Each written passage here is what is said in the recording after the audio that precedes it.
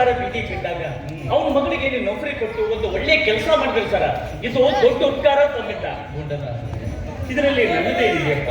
ಒಟ್ಟಿನಲ್ಲಿ ಆ ಹೆಣ್ಮಗಳ ಅದೃಷ್ಟ ಚೆನ್ನಾಗಿತ್ತು, ಹಾಗಾಗಿ ಅವಳಿಗೆ ಆ ನೌಕರಿ ದೊರೆಯಿತು. ಹೋಗಿ ಬಿಡಪ್ಪ. ನೀನು ಇನ್ನು ನಿಮ್ಮ ಮಾವನವ್ರ ಹತ್ರ ಕೆಲಸ ಮಾಡ್ತಾ ಇದೆಯೋ ಅಥವಾ ಬೇರೆ ಎಲ್ಲಿಯಾದ್ರೂ ಕೆಲಸ ನೋಡ್ಕೊಂಡ್ರೆ? ಇಲ್ಲ, ನಮ್ಮ ಮಾವ ಹತ್ರ ಕೆಲಸ ಮಾಡಕತ್ತೇನೆ. ಅವ್ರ ಹತ್ರ ಕೆಲಸ ಬಿಟ್ಟು ಬೇರೆ ಕೆಲಸ ಮಾಡ್ಬೇಕಂದ್ರ ನನಗೆ ದುಡ್ಡಿನ ಪ್ರಾಬ್ಲಮ್ ರೀ ಸರ. ಬಿಸ್ನೆಸ್ ಮಾಡಕ ನಿನಗೆ ದುಡ್ಡಿನ ಪ್ರಾಬ್ಲಮ್ ಏನಾದ್ರೂ ಇದ್ರೆ ಹೇಳು, ನನ್ನ ಕೈಲಾದ ಮಟ್ಟಿಗೆ ಸಹಾಯ ಮಾಡಿ. ನೀವು ಕೊಡ್ತೀರಾ? ದೊಡ್ಡ ಹೆಲ್ಪ್ ಆಗುತ್ತೆ ಸರ. ನೋಡ್ರಿ, ಕೊಡ್ತಾರಂತ ಅತಿ ಕೇಳಬಾರ್ದು, ಎಷ್ಟು ಬೇಕು ಅಷ್ಟೇ ಕೇಳ್ಬೇಕು. ಬಾಳ್ ಬ್ಯಾಡ್ರಿ, ಒಂದು 10 ಲಕ್ಷ ಕೊಟ್ರೆ ಸಾಕು. ದೊಡ್ಡ ಪ್ರಮಾಣದ ಬಿಸ್ನೆಸ್ ಮಾಡ್ತಾರೆ ಸರ್. ನಾನು ವೀರಪ್ಪನ ಮಗಳು ನಾಗರತ್ನ ಮದುವೆ ಆಗ್ಬೇಕಂತ ಇಷ್ಟಪಟ್ಟಿದ್ದೆ. ಈ ವಿಷಯನ ಬಲವಂತವ್ರಿಗೆ ಹೇಳಿ ಅವ್ರ ತಂದೆ ತಿಳಿಸಿ ನೀವೇ ಮುಂದಿನಿಂದ ಮದುವೆ ಮಾಡಿಸ್ಬೇಕು. ಆಯ್ತಲ್ಲ? ಈ ಬೇಕು ಬಲವಂತವ್ರ ಮನೆಗೆ ಹೊರಟಿ ಈ ವಿಷಯನ ಅವ್ರ ಮುಂದೆ ಪ್ರಸ್ತಾಪ ಮಾಡಿ ಏನಾದರೂ ಒಂದು ಯೋಗ್ಯವಾದಂಥ ಒಂದು ಕಾರ್ಯಕ್ರಮಗಳು ಆಯ್ತು. ನೋಡ್ರಿ, ಆದಷ್ಟು ದೌಡ್ ಮದುವೆ ಆಗ್ಬೋದು. ಮದುವೆ ಆಗೋದು ತಡ ಆಯ್ತು, ನಮ್ಮ ಹಾಸಿಗೆ ತಗೊಂಡು ನಿಮ್ಮ ಮನೆಗೆ ಬಂದ್ಬಿಡ್ತೇನೆ. ಅದಕ್ಕೂ ಮದುವೆ ಆಗತ್ತ ನಾನು ಹೊರಗೆ ಕಟ್ಟಿ ಮ್ಯಾಗ ಕುಂದಿರ್ತೇನೆ. ಹೇಳು ಮಾರಾಯ. ಡಾಕ್ಟರ್ ಒಬ್ಬರು ನಮ್ಮ ಊರಿಗೆ ದೇವದ್ದಾಗ್ರಿ, ಇಂಥ ಒಳ್ಳೆ ಊರಾಗ ಅದರಂತ ಕಾಲಕ್ಕೆ ಮಳಿ ಬಳಿ ಆಗ್ತೈತಿ. ನಮ್ಮ ಅಕ್ಕ ನಮ್ಮ ಮಾವ ಅದ ನೋಡ್ರಿ, ಊರಿಗೊಂದು ಕೊರೋನಾ, ಒಂದು ಏಡ್ಸ್ ಕಂಡೆ ನನ್ನ ಮಕ್ಕಳು.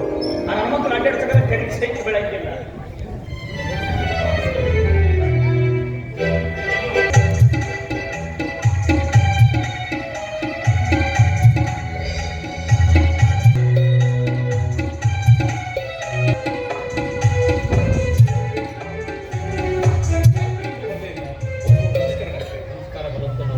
ಏನೋ ಬರಲು ಹೇಳಿ ಕಳಿಸಿದ್ರಂತೆ.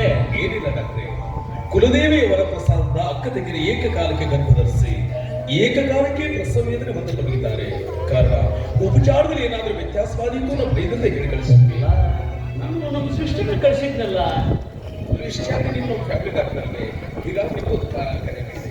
ಸರಿ ಸಿಸ್ಟರ್, ಅಕ್ಕ ತಂಗಿಯರ ಕಂಡೀಷನ್ ಹೇಗಿದೆ?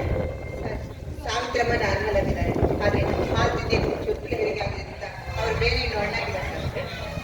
ಬ್ಯಾಗಲ್ಲಿ ಮಾತ್ರೆಗಳಿವೆಯಲ್ಲ, ಇಬ್ಬರಿಗೊಂದೊಂದು ಕೊಟ್ಟು ಮೇಲೆ ಒಂದು ಸ್ವಲ್ಪ ಗಿಫ್ಟ್ ಮಾಡಿ.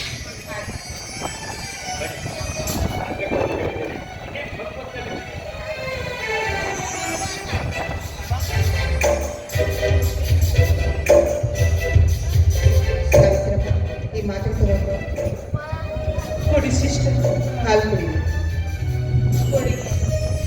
ಮಾತಿದೆ, ಈ ಮಾತ್ರೆ ತಗೊಂಡು ಹಾಲು ಕುಡಿ.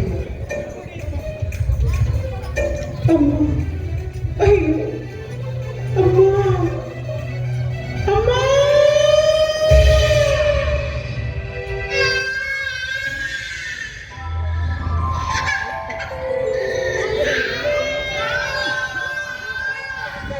ಗಂಡು ಮಗು ಸರ್, ಗಂಡು ಮಗು ನಿಮಗೆ ಮತ್ತು ನನಗೆ ಇಲ್ಲ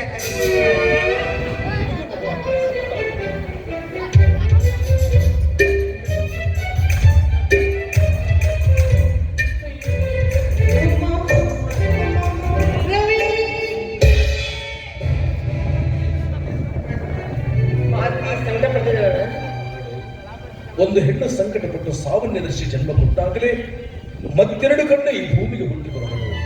ಇದೆಲ್ಲ ಗೊತ್ತಿದ್ದೂ ಈ ರೀತಿ ಮಾತಾಡ್ತಾ ಇದೆಯಲ್ಲ, ನೋಡು, ಅವ್ನಿಗೆ ಏನೂ ಆಗೋದಿಲ್ಲ, ಸಮಾಧಾನವಾಗಿರೋ ನೀನು.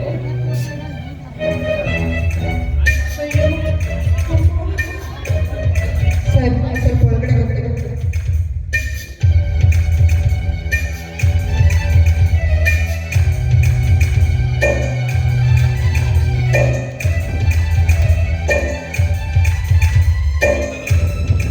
ಅತ್ತಿಯವರ ಹೆರಿಗೆ ತುಂಬಾ ಡಾಕ್ಟ್ರೇ, ಪ್ರಸಂಗ ಬಿದ್ದರೆ ಆಪರೇಷನ್ ಮೆಡಿಸಿನ್ ಬರ್ದು ಕೊಡ್ತೀನಿ, ಬೇಗನೆ ತರಿಸ್ಕೊಡಿ. ಸರಿ ಡಾಕ್ಟ್ರೆ, ನಾನೇ ಹೋಗಿ ಬರ್ತೀನಿ. ಇಲ್ಲೇ ಇದ್ದು ಮಾತಿ ಯೋಚನೆ ಉಂಟು, ನಾನು ಹೋಗಿ ತೊಗೊಂಬರ್ತೀನಿ ಔಷಧ.